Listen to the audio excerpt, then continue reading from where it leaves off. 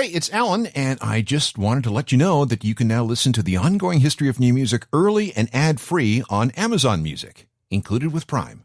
The way I see it, there are three types of bands that stretch across a spectrum. First, there's the extreme sort, a group that will do almost anything to attract attention. You're probably thinking of some names right now. Next to them are the traditional sort, and they comprise the vast majority of bands out there. These are groups that will go out and do their thing earnestly and honestly and hope that there will be enough for music lovers. And they occupy a huge part of this spectrum. And then we have the third type, the quirky, eccentric, and weird. These groups come in all sorts of flavors, from mildly bent to the gloriously stupid and the confoundingly weird. These bands go a long way into making music fun and unpredictable. Now, not all land with audiences. They're just too strange. Not enough people get the joke, or maybe they're just in the wrong place at the wrong time. But there can be this balance between being quirky and fun and having songs that have widespread appeal. They have just enough of the nerd factor to set themselves apart while not being so nerdy that they'll turn people off. Now, this is really hard to do. It takes songwriting skills, careful management of your image, and plenty of creativity and imagination, especially if you want to maintain things over just a couple of albums and touring cycles. And among the very, very, very, very best of this class is Weezer. They have perfected a formula that includes musical talent, wit, self-deprecation, left-of-center thinking, a desire to have fun, a willingness to experiment, some very clever marketing, and above all, to let their fans in on everything. It is an approach that has worked very, very well for decades. This is part 2 of Rivers Cuomo and Weezer, alt-rock's nerd heroes. This is the Ongoing History of New Music podcast with Alan Cross.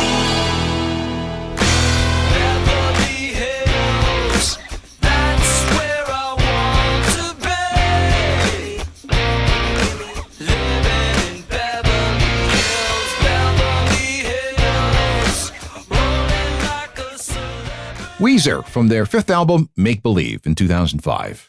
And yes, that is a slightly different mix than the final version. It's a demo. I figure that since we're all familiar enough with the hit single version, why not do something like that? Demos like that were widely shared by Weezer with fans through their website, something that was pretty novel for 2005. Rivers Cuomo came up with the idea for this song after attending the opening of a new phase of the Hollywood Bowl. There had been some renovations or something. Flipping through the program, he saw pictures of the girl group Wilson Phillips. Remember them? All members were daughters of the Beach Boys and the Mamas and Papas. And he thought, I wonder what it would be like to marry an established, successful celebrity. He first approached the song quite seriously. Early demos had a swing beat, but by the time the song was done, it turned out sarcastically with a chunky rhythm.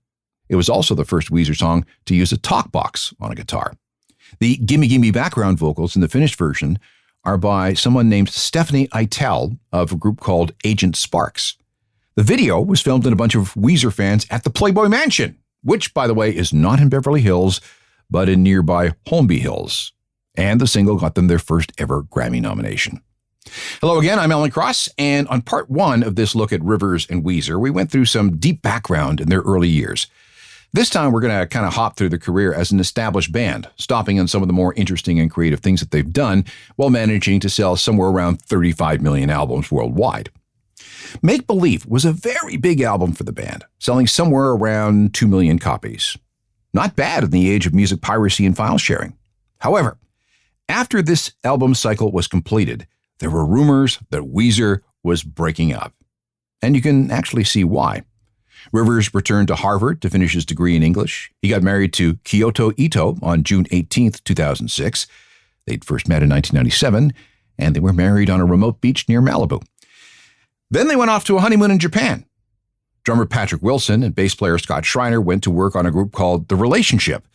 Brian Bell had his side project, The Special Goodness. Pat and Brian also got into acting in a film called Factory Girl. Pat got to be John Cale of the Velvet Underground, while Brian played Andy Warhol. And it didn't help that Rivers said this in an interview. Really, for the moment, we are done. and I'm not certain we'll ever make a record again, unless it becomes really obvious to me that we need to do one. Now, mind you, this interview was conducted while he was on his honeymoon, and he didn't like being interrupted, so he was a little annoyed. But when no Weezer album appeared in 2006 or 2007, fans suspected the worst. But then some clues started appearing online. A demo called Pig was leaked and then deleted. Digging into the metadata, it appeared that Pig was a song from something called Deliverance is at Hand. Another clue appeared in the form of a mysterious website not affiliated with Weezer called Album 6, which directed fans to the official Weezer website. Then it started promoting an album called Tout Ensemble, which turned out to be fake. It also turned out that Deliverance is at Hand was a real thing, but featured the more experimental side of Weezer. Not only was everyone in the band contributing songs, but River was trying to get away from the traditional verse-chorus-verse way of writing material. In the months leading up to its release, the Weezer Zone was flooded with fake news and all kinds of disinformation. There were rumors and leaks and bogus lyrics posted. 8 tracks from the album, the real album, were leaked, which actually forced the label's hand. It had to move up the release date of the album. I flew to LA to talk to the band about the record. My favorite source of inspiration is my own life and my own feelings, and my songs on this album came from my life. Sometimes I have to change some details or use a little artistry here and there to make it more something that people can relate to, but it all starts with something in my life. Pat, Brian, and Scott wrote songs on this album too, so I can't speak for them. Scott, do you have something to say? The music that I wrote was just based on feeling. You wrote the lyrics for it. Mm-hmm. That's not so much autobiographical, but yeah, I write from my own experience as well. And the greatest man that ever lived, towards the end of the song, there's this vocal breakdown where it goes into this 3-part counterpoint. It almost sounds like Renaissance vocal polyphony.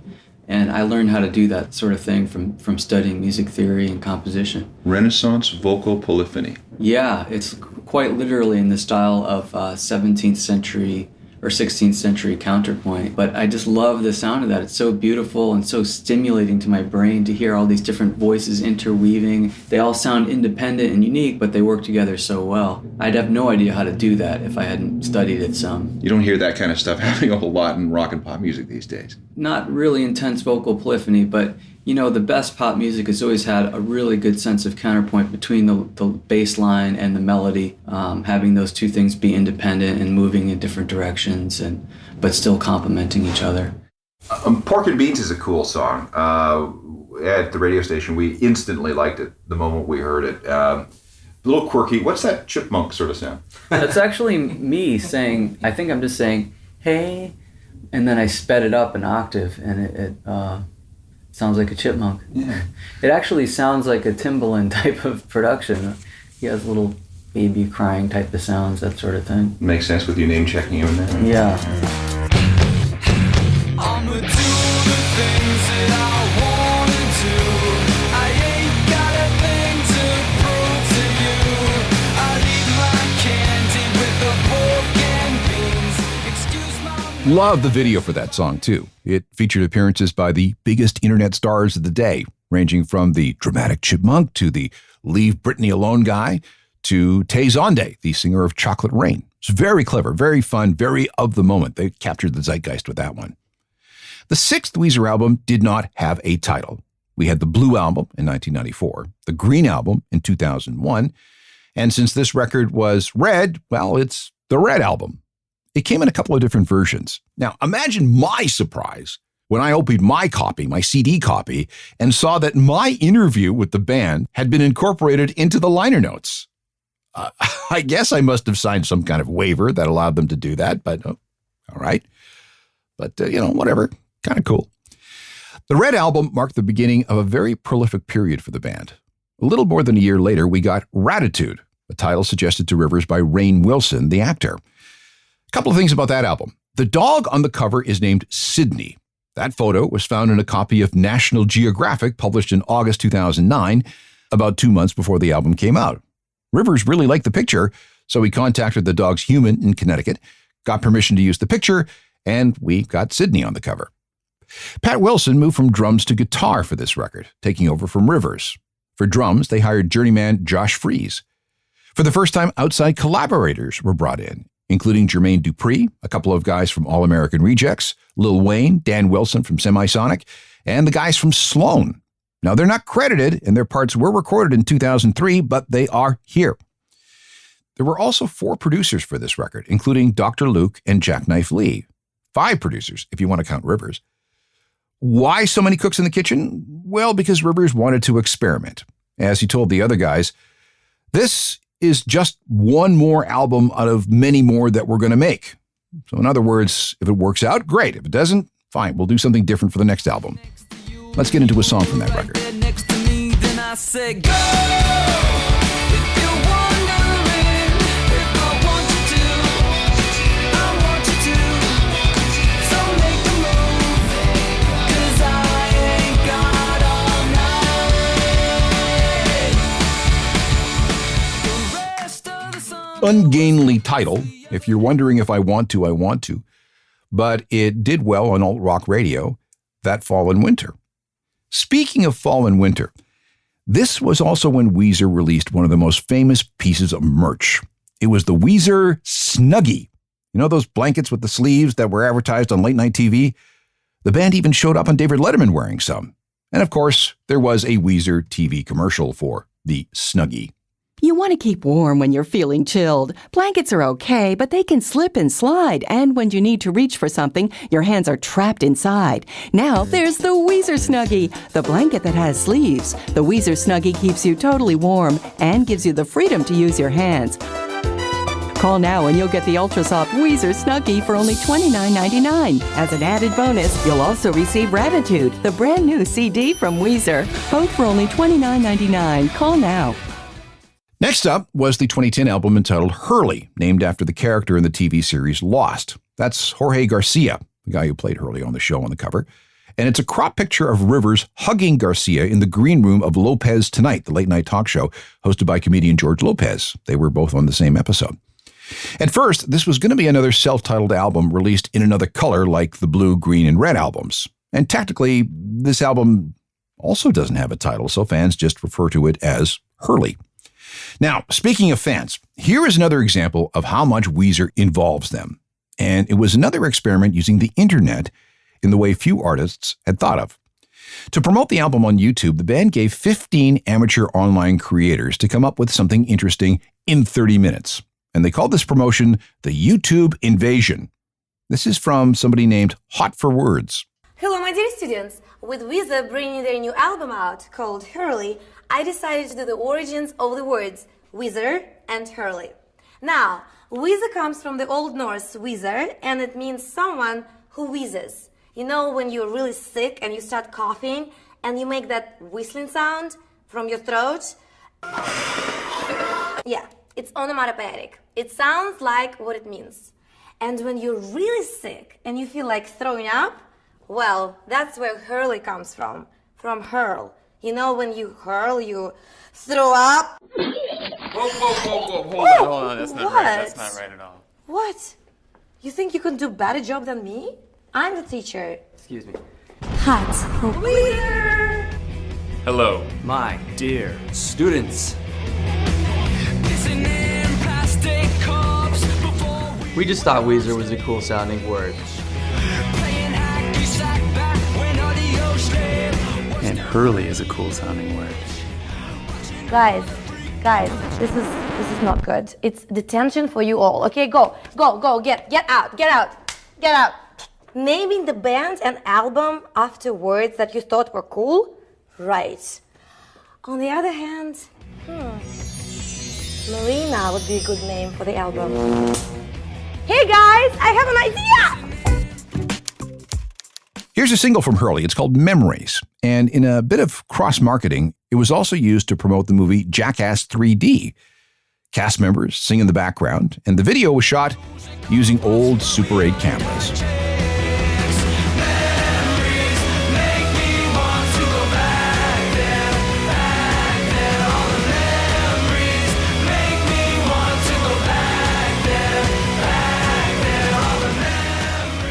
Weezer and Memories from the Hurley album, the only Weezer album to be released on Epitaph Records.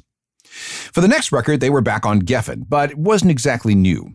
It was a compilation of odds and ends.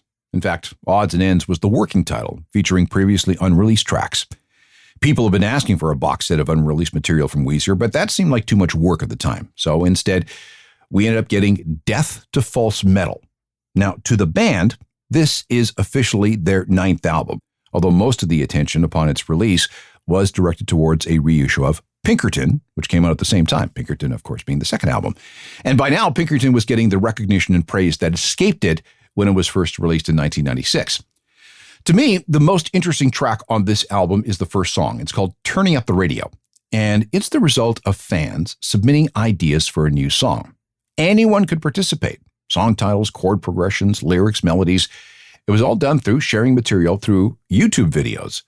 The project was called Let's Write a Song, and song is spelled S-A-W-N-G in this particular case. Again, very creative, very interactive, and very fan-friendly. In the end, the ideas of 16 people plus Rivers were used. And here's what that big collaboration sounded like. Man, you're so whack. Let the music play. Let the good times roll. We don't care what you say. We're turning up the radio. Got to get out. Turning Up the Radio, collaboration between Weezer and 16 fans for their 2010 collection Death to False Metal. The cover artwork, by the way, was inspired by a Jehovah's Witness pamphlet that Rivers had been hanging on to since the days of the Red album. We still have a lot to get through, including more of Weezer's wacky promo ideas. And there are plenty more music stories, too. Hang on. This is part 2 of an episode I call Rivers, Cuomo, and Weezer, alt-rock's nerd heroes. And the purpose is to show exactly how different Weezer is from your typical rock band. Weezer took a 4-year break from making proper records. Hurley came out in September 2010, and the next record wouldn't arrive until October 2014. And they called it Everything Will Be All Right in the End. And I know that Death to False Metal is considered by the band to be their 9th album, but come on, this is really album number 9. This was the 3rd and last album to be produced by Rick Ocasek of the Cars before he died. He'd done the Blue and Green albums previously and was hired this last time. And Ocasek took Weezer's sound back to those early days. The album was supposed to be ready for 2011, but a few things intervened. Over 200 songs were written and considered for the album. You got to sort through all those. 20 were recorded, and about a dozen were selected. So, again, going through all that material was one thing. Secondly, the bus accident. On December 6th, 2009, Weezer was on tour for the Ratitude album. They had just played a show in Toronto and were headed back into the States. When they got on the New York State Thruway near the town of Glen, the bus hit a patch of ice, went over the median, hit some posts, crossed back over the highway, jumped the guardrail, and finally came to rest in the ditch. Rivers, his wife Kyoko, his daughter Mia, their nanny, and their assistant Sarah were all on that bus. Rivers took a real beating, 3 cracked ribs and some internal bleeding.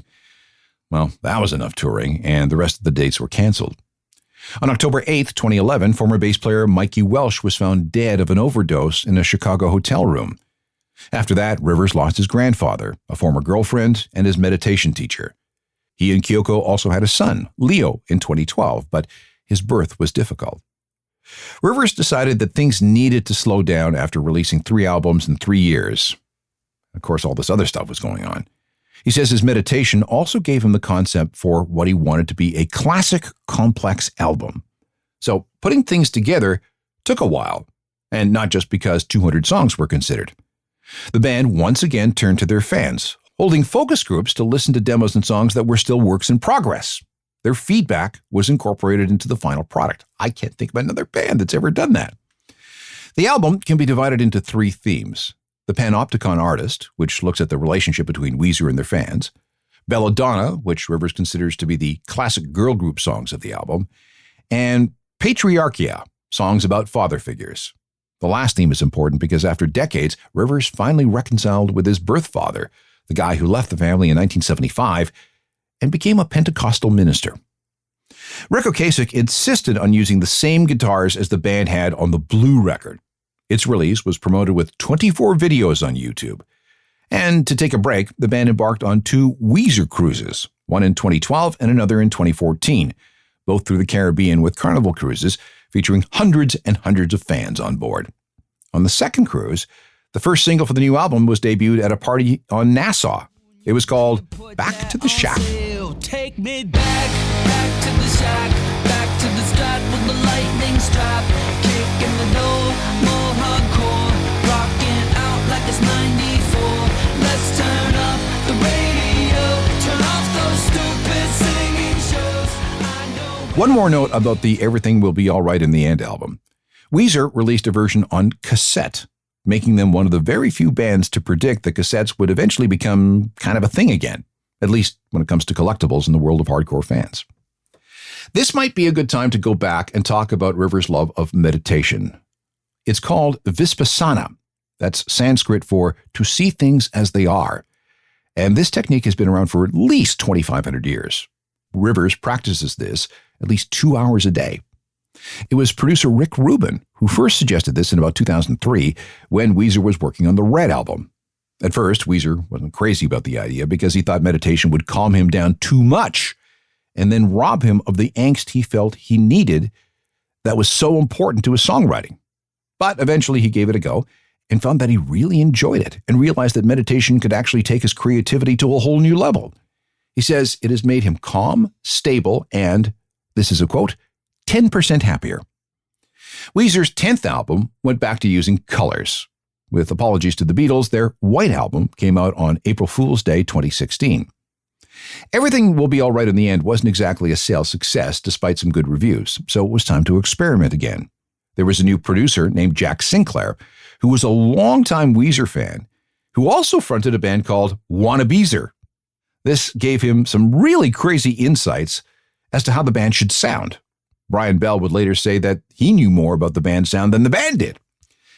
The first thing Jack did was sort through about 250 songs that Rivers presented to him. Of all those tracks, exactly one would make the album. Now, first of all, how does someone write so many songs?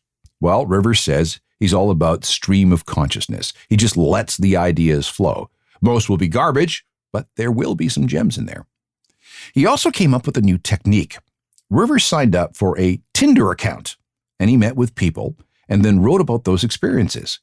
Because he was living in California, these meetups coalesced into themes about the beach and the ocean. He wrote about surfers, beach bums, Hare Krishnas, a Sikh on roller skates who hung out at Venice Beach, and stuff like that. The songwriting process was also different. Rivers began by creating Spotify playlists featuring songs with chord progressions that he found interesting. Melodies were written on a piano. Guitar solos were sounded out vocally first. Lyrical thoughts were stored in a journal, with the best bits making it onto a spreadsheet. That spreadsheet was then organized by the number of syllables in each line and something called the strong, weak emphasis. That's basically which part of the word receives the most emphasis versus the other parts of the word. And that's something he must have learned through his English degree from Harvard. He then ordered the data in the spreadsheet in ways where certain lines fit certain melodies. And then those lines were again ordered to tell some kind of story. Yeah, I know it's complicated. Here's a song from the White Album that was written with the help of an Excel spreadsheet. It's called California Kids. It's gonna be alright if you're on a sinking ship. The California kids will throw you a lifeline. And if you're up all night thinking about something you did. The White Album brought Weezer some very good reviews and another Grammy nomination for Best Rock Album. Weezer went back to their prolific ways after this. They were supposed to follow up the White Album with the Black Album, but that didn't happen. If one was light, the next one was supposed to be dark. That's Weezer's thinking. But what they ended up with from Rivers' endlessly deep folders of song ideas were songs that weren't dark enough. So they had no choice but to put the Black Album on hold. What we got instead was Pacific Daydream. Again, Rivers used the spreadsheet technique, only this time he hired some programmers to organize the data in an even more granular way, tagging everything with specific attributes. One tab contained about 5,500 lyrical fragments that he thought were really cool. This way, whenever he got stuck, he just went to the spreadsheet to search and sort until he found combinations that worked. There were usually 10 or 15 to choose from. Rivers then worked with those until he found something that worked as a song. And in case you're wondering, the programmers did everything in Python.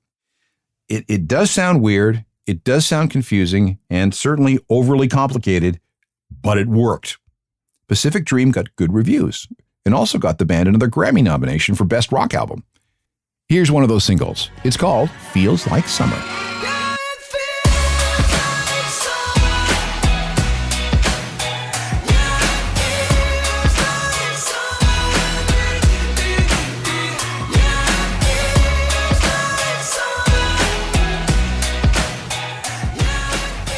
We're not done yet with looking at the quirkiness that is Weezer. We'll finish things up with a few more things that makes the band unlike any other in just a moment.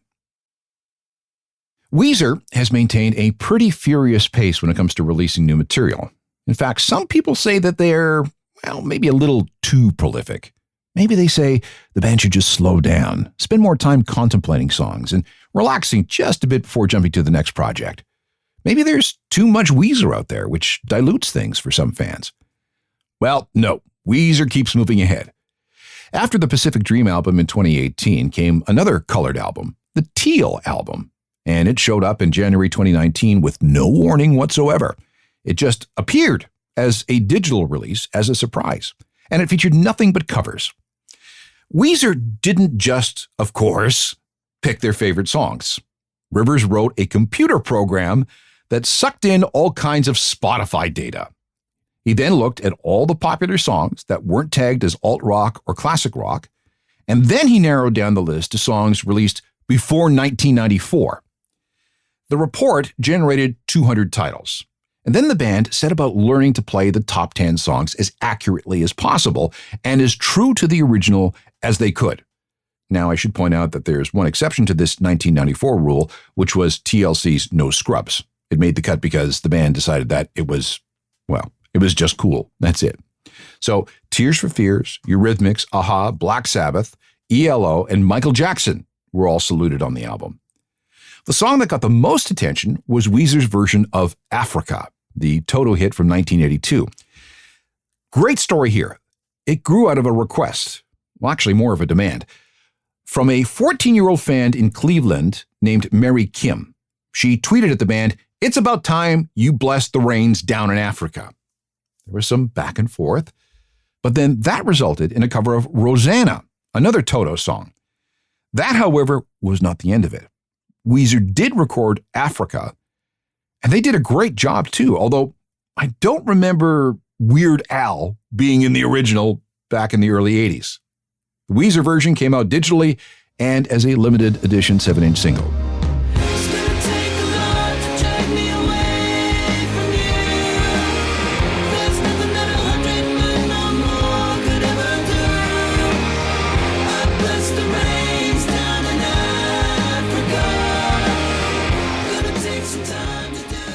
See what I mean? That's pretty accurate.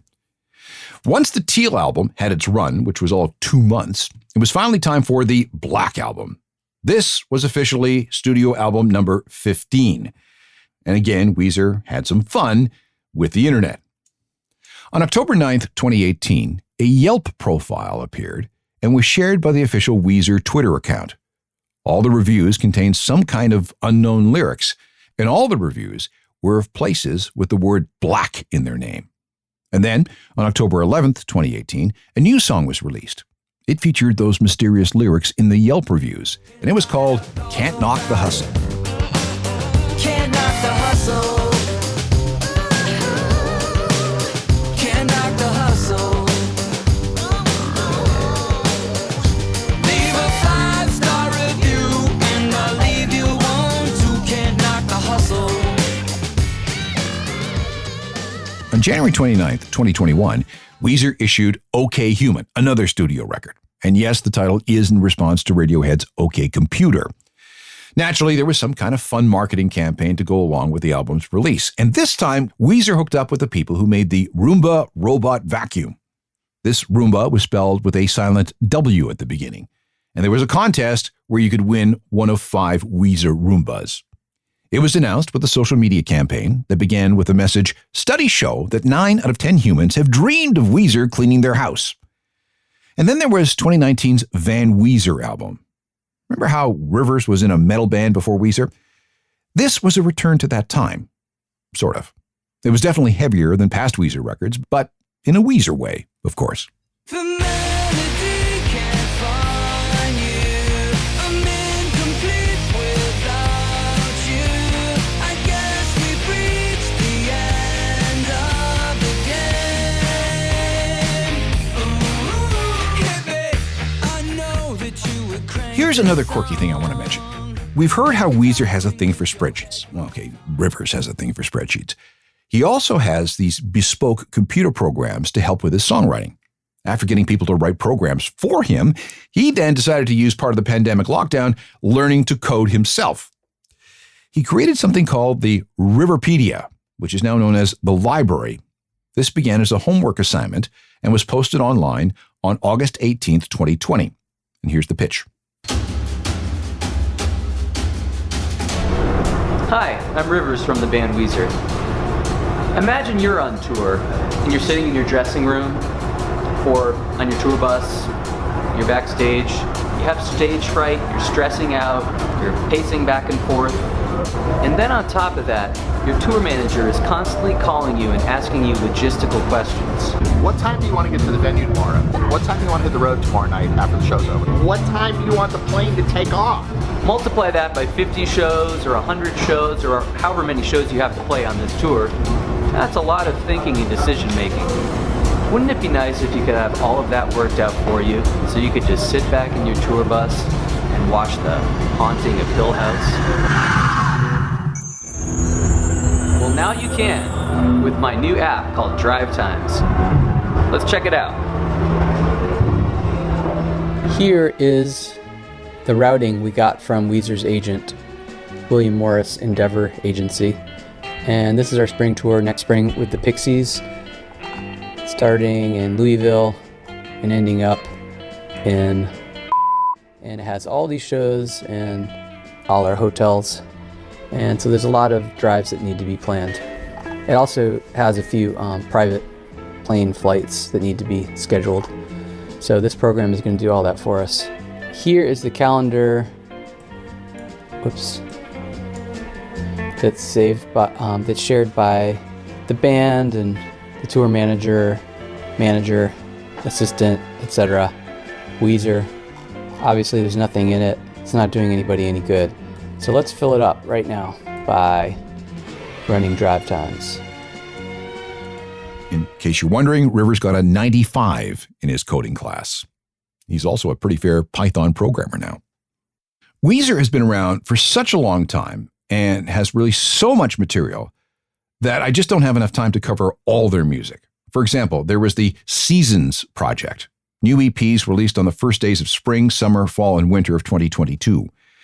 There are all the guest appearances and writing credits on records by AWOL Nation, Billy Talent, Todd Rundgren, Panic at the Disco, and even the Muppets. I counted about 36 of these collaborative songs. And of course, there are hundreds, well, probably thousands, literally thousands, of demos that Rivers Cuomo has either posted online or released on compilations. Some of this music dates back as far as 1979. If you're a Weezer fan, you'll know this already. There is no end to the number of rabbit holes that exist about this group. And once you get started, you will be busy for a long, long time. If you want more programs like this, there are hundreds of ongoing history episodes available as podcasts. They're available on all the platforms, and new shows appear every week. And if you like true crime with your music, there's my other podcast, Uncharted, Crime and Mayhem in the Music Industry. New episodes appear every 2 weeks. I'm on all the social media platforms. Shouldn't be that hard to find. A good place to start is my website, ajournalofmusicalthings.com, which is updated daily and comes with a free daily newsletter. And should you have any questions, comments, critiques, corrections, or complaints, use alan@alancross.ca. Technical productions by Rob Johnston. Talk to you next time. I'm Alan Cross.